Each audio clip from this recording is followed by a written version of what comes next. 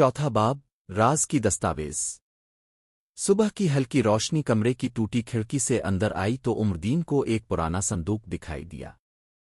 इसने जंग आलूद ताला तोड़ा और अंदर से एक पुरानी डायरी निकाली। जल्द चमड़े की थी मगर हैरत अंगेज तौर पर सही सलामत। डायरी मीरान बेग की थी, हवेली के असल मालिक की। सफ़ों पर अजीब बातें लिखी थीं। आज 14वें रात है। मैंने मुआहदा कर लिया है, इस दुनिया के बादशाहों से नहीं, जिन्नात के बादशाह से। वो कहता है कि मेरी नस्ल को दौलत मिलेगी मगर शर्त यह है कि हर 100 साल बाद एक नया इंसान इस हवेली में कुर्बान होगा। इस बार नौबत मेरे नौकर अब्दुर्रहमान की है, मगर अगर कोई ये राज जान ले तो वो खुद कुर्बानी बन जाएगा। उमरदीन के हाथ कांपने लगे।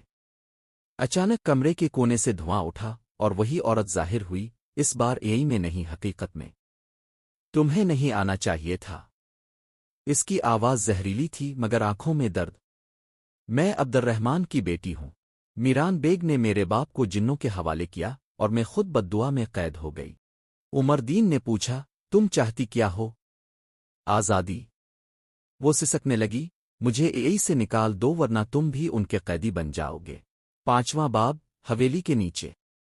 डायरी के आखिर में एक इबारत थी, जो एई के पीछे की दीवार तोड़ेगा वो जिन्नों के जहान में दाखिल होगा। उमरदीन ने हिम्मत की और एक जंग आलूद राड से दीवार पर जर्ब मारी। दीवार टूट गई और पीछे एक तंग जीना नजर आया जो नीचे की तरफ जा रहा था। वहां से हल्की सुर्ख रोशनी झलक रही थी। वो नीचे उतरा हुआ गर्म थी, जैसे जमीन के अंदर कोई भट्टी जल रही हो। जीना खत्म हुआ तो वो एक गोल कमरे में पहुंचा। बीच में एक पत्थर का दायरा था जिस पर खून जैसे धब्बे थे और दरमियान में एक सुनहरी महर पर वही निशान कंधा था जो दीवारों पर देखे थे। उमरदीन ने जैसे ही महर को छुआ जमीन लरजने लगी। छत से चिंगारियां गिरीं। दीवारों से चीखों की आवाजें आने लगें, मर्दों, औरतों, बच्चों की। और फिर एक भारी गंभीर आवाज गूंजी, इंसान, तूने मुआहदा तोड़ा, अब तुझे कीमत देनी होगी। छठा बाब सायों का जहान।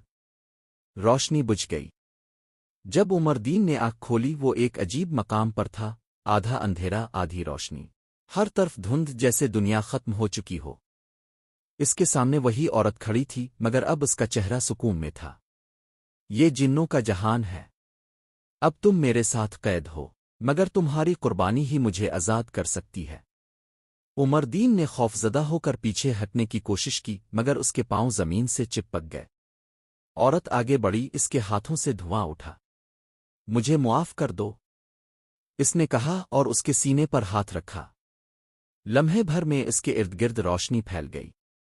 उमरदीन चीखा मगर आवाज ना निकली। फिर सब कुछ खामोश हो गया। 7वां बाब एक नया मकीन। अगली सुबह गांव के लोग हैरान थे। हवेली के अंदर से रोशनी आ रही थी, कई दहाइयों बाद। नंबरदार ने चंद लोगों के साथ अंदर जाने की हिम्मत की। वो देखते हैं कि अंदर हर चीज साफ सुथरी है, जैसे किसी ने नया रंग करवाया हो।